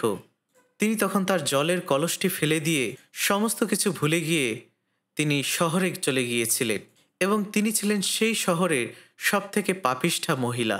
তিনি তখন সেই শহরে গিয়ে সকলের কাছে চিৎকার করে বলছিলেন যে দেখো, এই লোকটি আমার সম্পর্কে সমস্ত কিছু বলছে। তখন সেই শহরের প্রত্যেকটি মানুষ অনেক অবাক হয়ে গিয়েছিল, কারণ সেই স্ত্রীলোকটি অনেক অদ্ভুত আচরণ করছিল। তাই তারা যিশুর কাছে চলে আসলো এবং যীশুখ্রিস্ট তার শিষ্যদের সাথে কথা বলছিলেন। তিনি তখন তাদেরকে এই কথা বলেছিলেন যে তোমরা বলে থাকো শস্য কাটার জন্য আর 4 মাস সময় রয়েছে, কিন্তু আমি তোমাদেরকে বলছি, তোমরা চোখ তুলে সামনে তাকাও, দেখো শস্য কাটার জন্য এখনই সময়। এখানে যীশুখ্রিস্ট সামনের শস্য বা ক্ষেতের ফসলের কথা বলেননি, তিনি বলছিলেন সেই লোকদের কথা, যে লোকেরা সেই শহরে ছিল, যারা সমরীয় ছিল, যাদের আসলে পরিত্রাণের দরকার ছিল। যদিও তখনও তিনি তাদের পাপের জন্য মৃত্যুবরণ করেননি, কিন্তু তিনি এটা জানতেন যে প্রত্যেকেরই এই পরিত্রাণের দরকার রয়েছে। তাই তিনি তাদেরকে ক্ষেতের ফসল হিসেবে দেখছিলেন, যেগুলো তোলার জন্য প্রস্তুত ছিল। তাই যে ফসল কাটে সে অনন্তকালের জন্য তার ফল ভোগ করে, এবং যে বুনে ও যে কাটে উভয়ই একত্রে আনন্দ করে।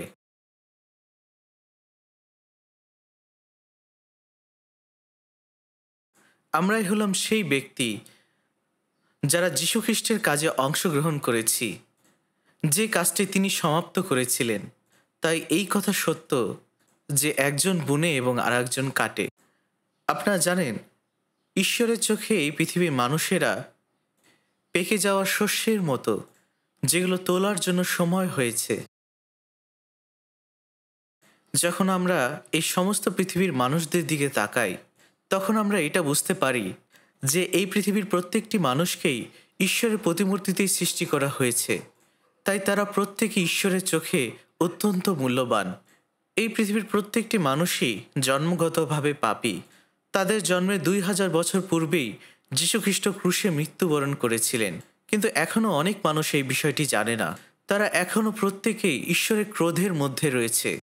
যদি তারা এখন মৃত্যুবরণ করে, তাহলে তাদের পাপের জন্য তারা বিচারিত হবে এবং এই কারণে তারা প্রত্যেকেই নরকে চলে যাবে। তারা এটা জানে না যে তারা অনন্তকালের জন্য ধ্বংস হতে চলেছে। তাই আমাদেরকে অবশ্যই সত্য সুসমাচার প্রচার করতে হবে। এই কারণে 1800 সালে অনেক অনেক ইউরোপিয়ান খ্রিস্টিয়ানরা আমেরিকায় গিয়েছিল সুসমাচার প্রচার করার জন্য। তাদের সুসমাচারের মূল লক্ষ্য ছিল এটাই যে যীশুখ্রিস্ট যে শস্য বুনেছিলেন সেই শস্য যেন তারা কাটতে পারে। যীশুখ্রিস্ট ঈশ্বরের মেষশাবক হয়ে ক্রুশে মৃত্যুবরণ করেছিলেন এবং পরিত্রাণের কাজটি সম্পন্ন করেছেন, আর তাই শস্য পেকে আছে। আসুন আমরা সেই শস্য কাটি।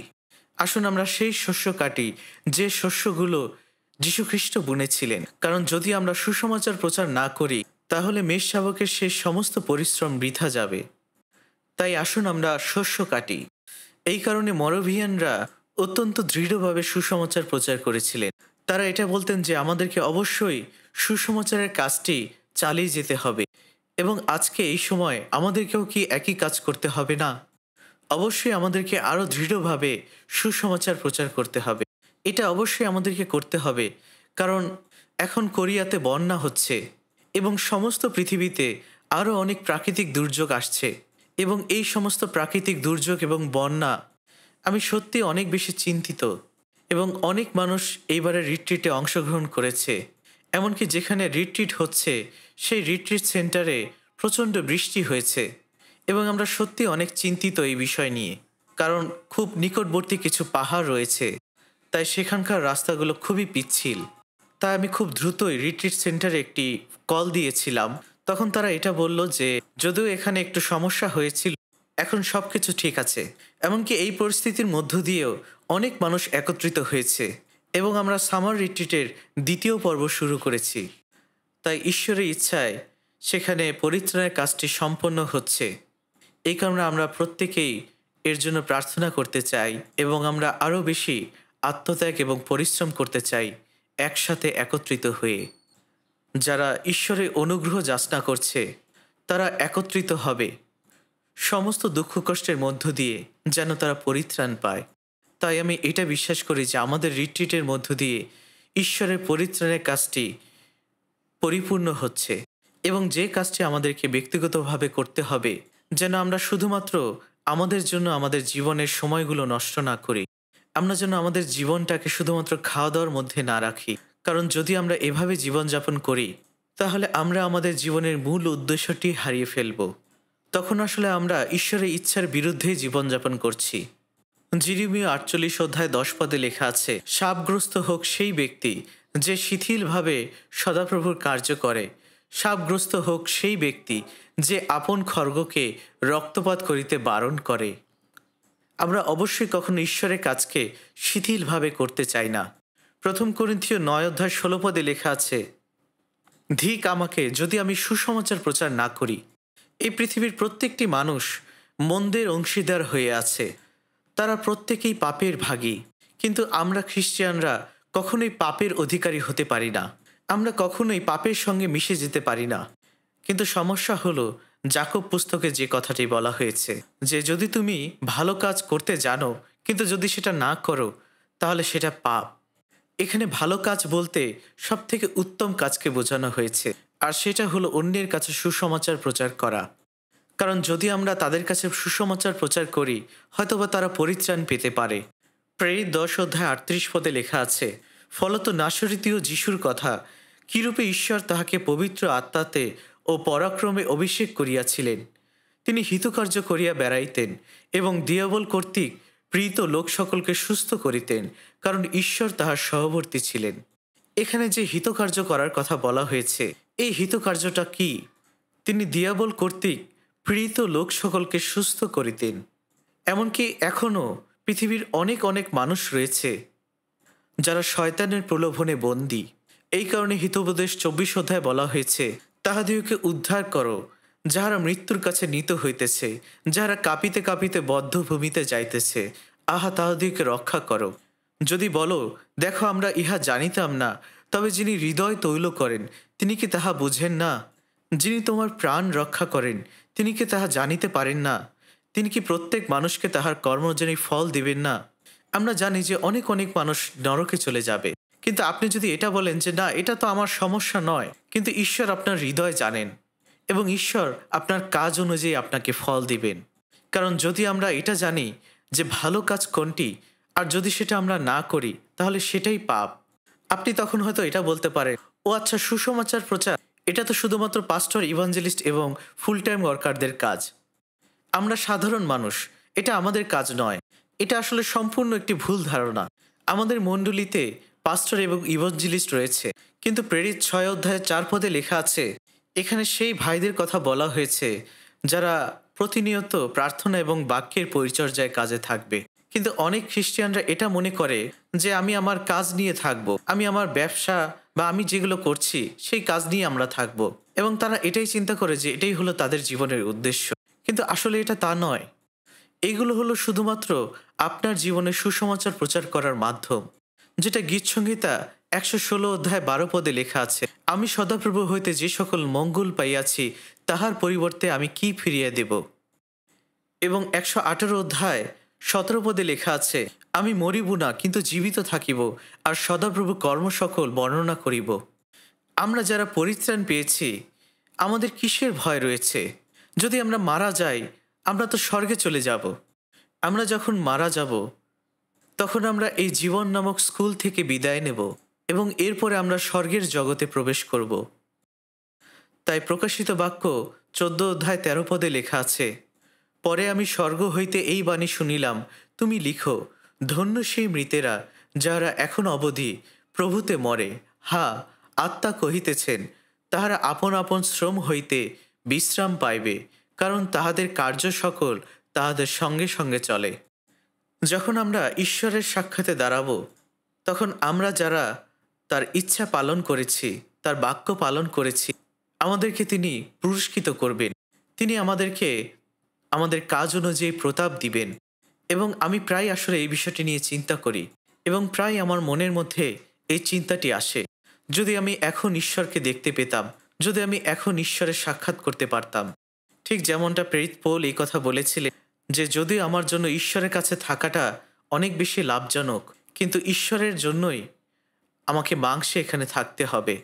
কিন্তু আপনারা জানেন, মৃত্যু হলো খ্রিস্টিয়ানদের তার দুঃখ কষ্টের শেষ এবং প্রতাপের জগতে প্রবেশ।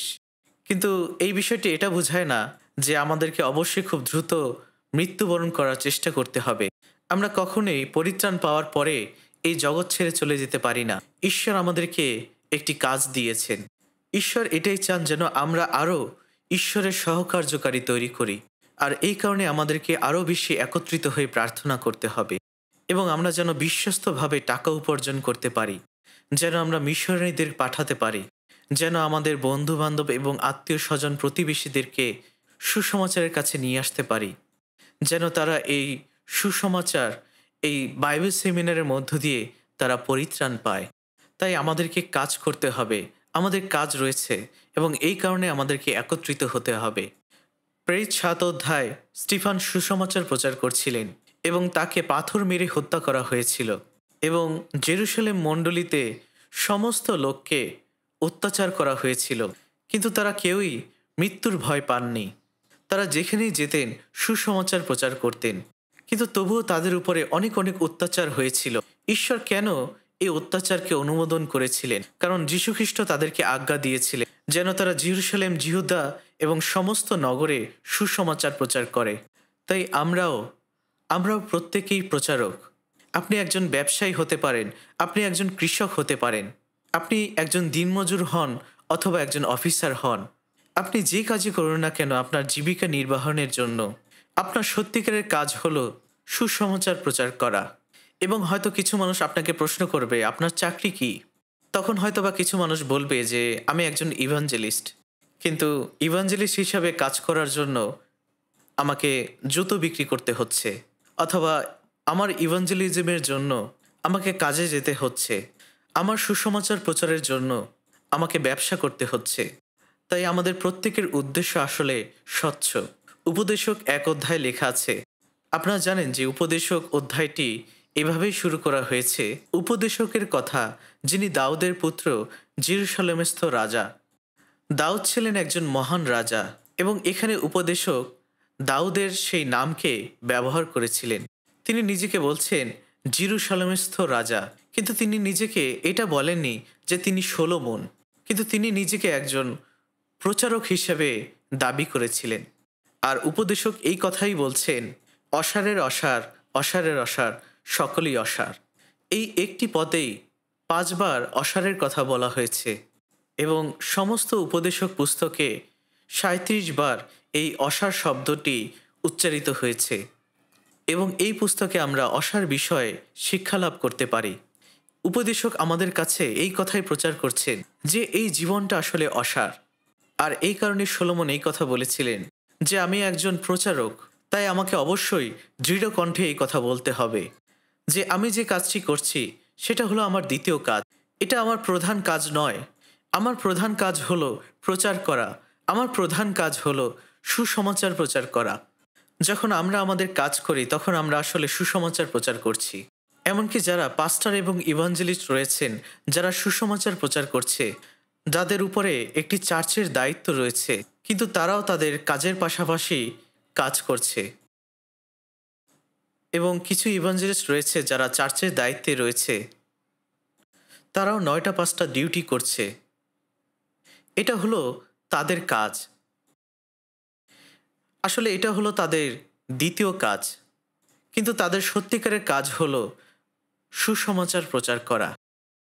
এবং যখন এই সুসমাচারের কাজটি অনেক বেশি হয়ে যাবে তখন তারা তাদের সমস্ত কাজ ছেড়ে দিয়ে ফুল টাইম ইভাঞ্জেলিস্ট এবং পাস্টর হয়ে যাবে।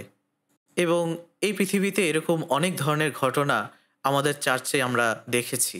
তাই সত্যিকার অর্থে এটাই সত্য যে আমাদের চার্চের প্রত্যেকটি ব্রাদার এবং সিস্টাররা রয়েছে, আমাদের একটি প্রকৃত কাজ রয়েছে, আমাদের একটি প্রকৃত চাকরি রয়েছে এবং আমাদের একটি প্রকৃত ক্যারিয়ার রয়েছে। আর সেটা হলো সুসমাচার প্রচার করা।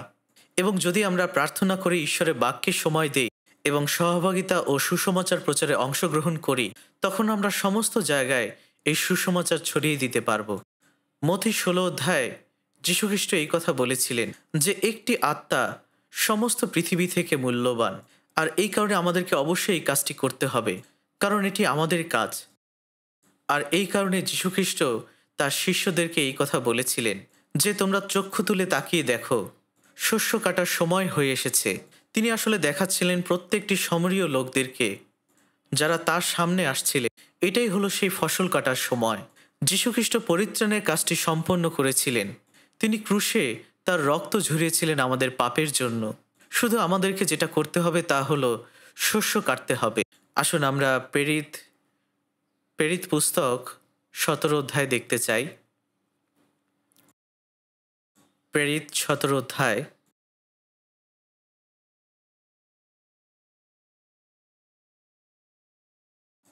30 থেকে 31 পদ।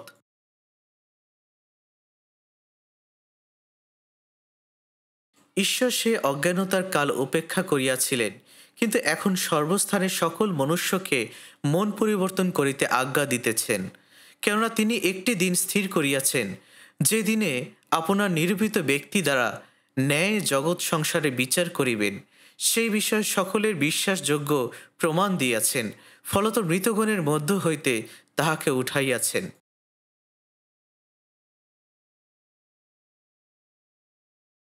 সত্যিকার অর্থে সেই সকল সময়কে অজ্ঞানতার সময় বলা হয়েছে। আপনারা জানেন যে একটি সময় ছিল যখন সুসমাচারটি সম্পূর্ণভাবে অগ্রাহ্য করা হয়েছিল। অর্থাৎ এমন একটি সময় বলা হয়েছে যখন কিছু মানুষের কাছে সুসমাচার প্রচার করা হচ্ছে, কিন্তু তারা কখনোই সেইভাবে আর সুসমাচার গ্রহণ করতে পারছে না। কিন্তু এখন আমাদের সময় অনেক অনেক মানুষ সমস্ত পৃথিবীতে, তাদেরকে মন পরিবর্তন করতে হবে এবং তাদেরকে সুসমাচার শুনতে হবে। এটাই হলো ঈশ্বরের কাছ থেকে আজ্ঞা। মন ফিরানো বলতে কি বোঝায়? মন ফিরানো অর্থ হলো পাপ সম্পর্কে বোঝা, যেন আমরা ঈশ্বরের অনুগ্রহ লাভ করতে পারি, আমরা যেন পরিত্রাণ পাই। এটাই হলো মন ফিরানো। আপনি যদি শুধুমাত্র আপনার পাপের জন্য কান্না করেন, তাহলে এটা অনুতপ্ত হওয়া নয়। কারণ ইস্করিতীয় জিহুদা যখন সে এটা বুঝতে পেরেছিল যে মাত্র 30 রৌপ্য মুদ্রার বিনিময়ে তিনি যীশুখ্রিস্টকে বিক্রি করে দিয়েছিলেন, তিনি তখন এটা বুঝতে পেরেছিলেন যে তিনি ভুল করেছেন।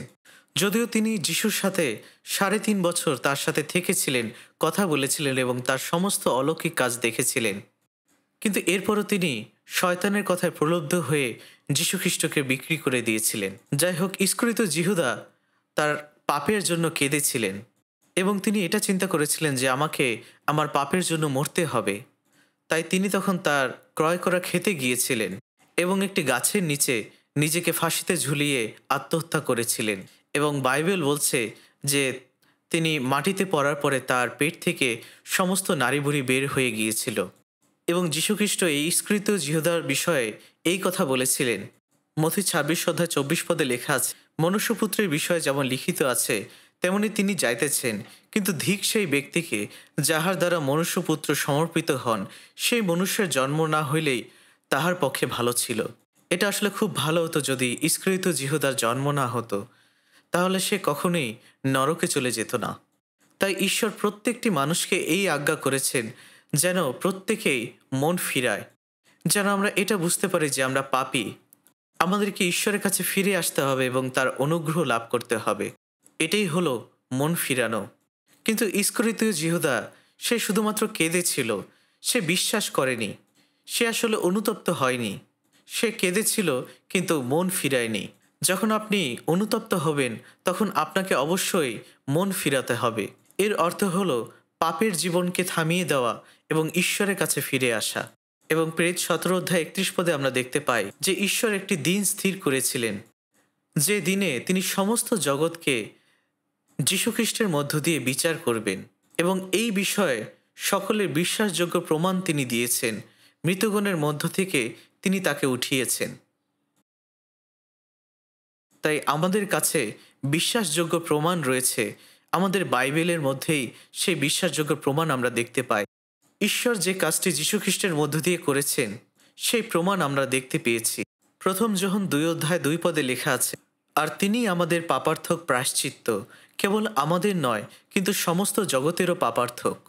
এই পাপার্থক প্রায়শ্চিত্ত হল যখন দুইজন শত্রু একজন অন্যের সাক্ষাতে শান্তি চুক্তি ঘোষণা করে, তখন তাদের মধ্যে সেই শান্তি বন্টনের জন্য একটি শান্তি চুক্তি করা হয়। যীশুখ্রিস্ট নিজে তিনি সেই শান্তি চুক্তি করেছেন তার রক্তের মধ্য দিয়ে। আমাদের সমস্ত পাপ তিনি ক্ষমা করেছিলেন, কারণ আমরা ঈশ্বরের সাক্ষাতে আমরা ঈশ্বরের শত্রু ছিলাম, কিন্তু তিনি আমাদেরকে ধার্মিক গণিত করেছেন। আর এই সমস্ত কিছুই তিনি আমাদেরকে সেই প্রমাণ দেখিয়েছেন, কারণ তিনি মৃতদের মধ্য থেকে উঠেছেন, এবং এই সত্যটি আমাদেরকে প্রচার করতে হবে। কলসীয় 1:20 লেখা আছে, এবং তাহার ক্রুশের রক্ত দ্বারা সন্ধি করিয়া তাহার দ্বারা যেন আপনার সহিত কি স্বর্গস্থিত কি মর্তাস্থিত সকলই সম্মিলিত করেন, তাহার দ্বারাই করেন। 19 যদি আমরা দেখি, কারণ ঈশ্বরের এই হিতসংকল্প হইল যেন সমস্ত পূর্ণতা তাহাতেই বাস করে। আমরা প্রত্যেকেই, আমরা যারা এই পৃথিবীতে রয়েছি, যীশুখ্রিস্টের মধ্য দিয়ে আমরা সেই সন্ধিযুক্ত হয়েছি। আমরা ঈশ্বরের সঙ্গে সন্ধি লাভ করেছি এবং তিনি আমাদের মধ্যে সেই শান্তি দিয়েছেন। আমরা সেই বাক্যের শান্তি পেয়েছি। আর তাই এই সুসমাচারটি আমাদেরকে প্রচার করতে হবে। সুসমাচার কি? সুসমাচার হলো এটাই যে আপনি পাপী ছিলেন, ঈশ্বরের শত্রু ছিলেন, কিন্তু যীশুখ্রিস্টের মৃত্যুর মধ্য দিয়ে ঈশ্বর আপনার সমস্ত পাপ ভুলে গিয়েছেন এবং যীশুখ্রিস্টের রক্তের মধ্য দিয়ে ঈশ্বর আপনাকে তার সন্তান করেছেন। তাই শুধুমাত্র বিশ্বাসের মধ্য দিয়ে আমরা এই সন্ধি লাভ করতে পারি। আর এটাই হলো সেই শান্তির বাক্য, এটাই হলো সেই সুসমাচার। আর এই কারণেই যোহন লিখিত সুসমাচার 20 এবং 21 বলা হয়েছে, ইহা বলিয়া তিনি তাহাদিওকে আপনার 2 হস্ত ও কুক্ষি দেশ দেখাইলেন, অতএব প্রভুকে দেখিতে পাইয়া শিষ্যেরা আনন্দিত হইলেন। যীশুখ্রিস্ট তার শিষ্যদের সামনে দাঁড়িয়েছিলেন এবং তাদেরকে এটাই বলেছিলেন, তোমাদের শান্তি হোক। এরপরে তিনি তাদেরকে এই কথা বলেছিলেন, পিতা যেমন আমাকে প্রেরণ করিয়াছেন, তদ্রূপ আমিও তোমাদেরকে পাঠাই। কারণ কিভাবে এই সমস্ত জগতের লোক যীশুখ্রিস্টকে জানতে পারে, যে যীশুখ্রিস্ট তাদের জন্য কতটা আত্মত্যাগ করেছিলেন, তাদেরকে কতটা ভালোবাসেন। রোমিও 10:14 লেখা আছে, তবে তাহারা যাহাতে বিশ্বাস করে নাই, কেমন করিয়া তাহাকে ডাকিবে? আর যাহারা শুনে নাই, কেমন করিয়া তাহাতে বিশ্বাস করিবে? আর প্রচারক না থাকিলে কেমন করিয়া শুনিবে? আর প্রেরিত না হইলে কেমন করিয়া প্রচার করিবে? যদি আমরা আমাদের মুখটাকে বন্ধ করে রাখি, তাহলে কে পরিত্রাণ পাবে?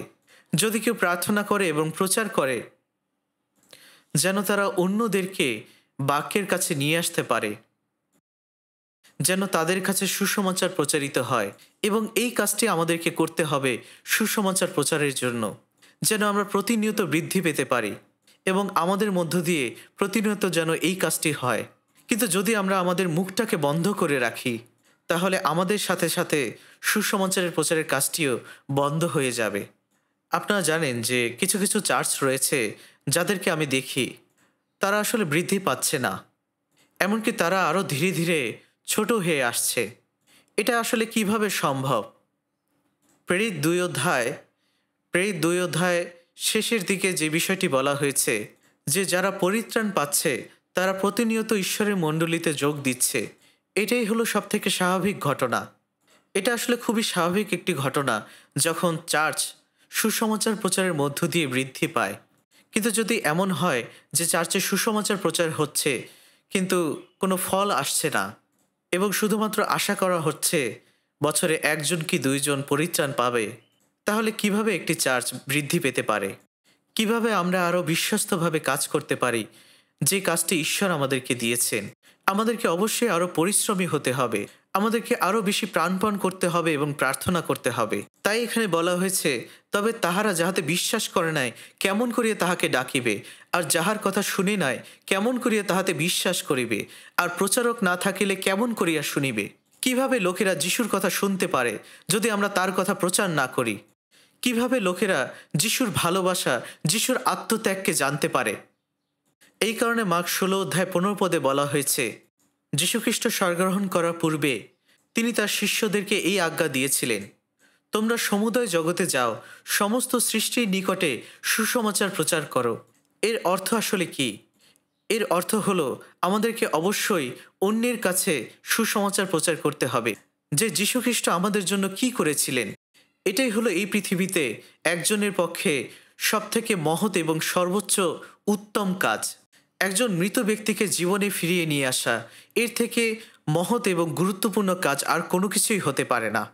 আপনি হয়তোবা এটা চিন্তা করতে পারেন যে এটা আমার ব্যক্তিগত বিষয় নয়। কেন আপনি এইভাবে চিন্তা করছেন? কেন এটা আপনার ব্যক্তিগত বিষয় নয়? কেউ না কেউ আমাকে বা আপনাকে এই বাক্যের কাছে নিয়ে এসেছিলেন। কেউ না কেউ আপনার জন্য অনেক অনেক আত্মত্যাগ করেছিলেন, তাদের সময় এবং তাদের পরিশ্রম দিয়েছিলেন। কিন্তু এখন আমরা পরিত্রাণ পেয়েছি, এখন আমরা এই কথা চিন্তা করছি। আমরা এভাবে চিন্তা করছি যে না, আমি এখন পরিত্রাণ পেয়েছি, এখন আমার কিছুই করার নেই, আমার কাজ এখন শেষ। কিন্তু আপনি জানেন যে যে কাজটি ভালো কাজ, সেটা যদি আপনি না করেন তা হলো পাপ। এবং প্রেরিত পৌল নিজেই নিজেকে অভিশাপ দিয়েছিলেন। তিনি নিজেকে এটাই বলেছিলেন যে ধিক আমাকে যদি আমি সুসমাচার প্রচার না করি। তাই এটাই হলো আমাদের খ্রিস্টিয়ান জীবনের মূল উদ্দেশ্য, যেন আমরা সুসমাচার প্রচার করি। আমি মরিব না, কিন্তু জীবিত থাকিব এবং সদাপ্রভুর কর্মসকল বর্ণনা করিব। গীতসংহিতা 66:16 লেখা আছে, হে ঈশ্বর ভীত লোক সকলে, তোমরা আসিয়া শ্রবণ করো, আমার প্রাণের জন্য তিনি যাহা করিয়াছেন তাহার বর্ণনা করি। এবং কলসীয় 4:11 লেখা আছে, এই কয়েকজন ঈশ্বরের রাজ্যের পক্ষে আমার সহকারী। এটা আসলে কত বড় একটি উপাধি। এই জগতে আমরা যারা মাংসিক দেহ নিয়ে বেঁচে আছি, এখানে ঈশ্বর আমাদেরকে বলছেন যে তোমরা আমার সহকার্যকারী, তোমরা ঈশ্বরের রাজ্যের, তোমরা এই রাজ্যের সহকার্যকারী। যারা খুব অল্প সময়ের জন্য এই পৃথিবীতে রয়েছে, কিন্তু তাদের জন্য অপেক্ষা করছে অনন্তকালীন জীবন। তাই তারাই সেই ব্যক্তি যারা একসাথে ঈশ্বরের রাজ্যের জন্য কাজ করছে, যাদের কাজের সঙ্গে পবিত্র আত্মা রয়েছে, যারা মণ্ডলীর সঙ্গে কাজ করছে। তাই আমরা যারা ঈশ্বরের রাজ্যের জন্য একসঙ্গে রয়েছি এবং সুসমাচার প্রচার করছি, আমরাই হলাম ঈশ্বরের রাজ্যের সহকার্যকারী। এবং আমাদের এখনও অনেকগুলো রিট্রিটের পর্ব রয়েছে।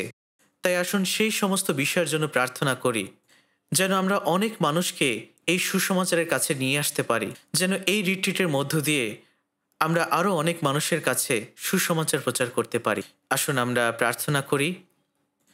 আমাদের স্বর্গীয় পিতা, এই শেষ সময় এই পৃথিবীর অনেক অনেক মানুষ থেকে তুমি আমাদেরকে মনোনীত করেছ, আমাদেরকে তুমি আহ্বান করেছ এবং পরিত্রাণ দিয়েছ এবং আমাদেরকে পবিত্র করে আলাদা করেছ। সত্যি তোমাকে অনেক অনেক ধন্যবাদ জানাই। পিতা, আমাদের জন্য যে বিচার এবং অভিশাপ ছিল, সেই সমস্ত কিছু যীশুখ্রিস্ট বহন করেছিলেন এবং তার বহুমূল্য রক্তের মধ্য দিয়ে আমাদের সমস্ত পাপের মূল্য তিনি পরিশোধ করেছেন। তাই পিতা, এখন আমরা আর নিজেদের জন্য বাঁচতে চাই না, কিন্তু তোমার গৌরবের জন্যই বাঁচতে চাই। কারণ এই জগতের সমস্ত কিছুই অসার, কিন্তু তুমি আমাদের জন্য একটি উদ্দেশ্য দিয়েছ, কারণ আমরা তোমার স্বর্গ রাজ্যের সহকার্যকারী। তাই পিতা, এই সামার রিট্রিটে তুমি আমাদেরকে সাহায্য করো, যেন অনেক অনেক হারানো আত্মা আমরা জয় করতে পারি। আমাদের মধ্য দিয়ে তুমি কাজ করো। এই সমস্ত প্রার্থনা প্রভু যীশু খ্রিস্টের নামে চাই, আমেন।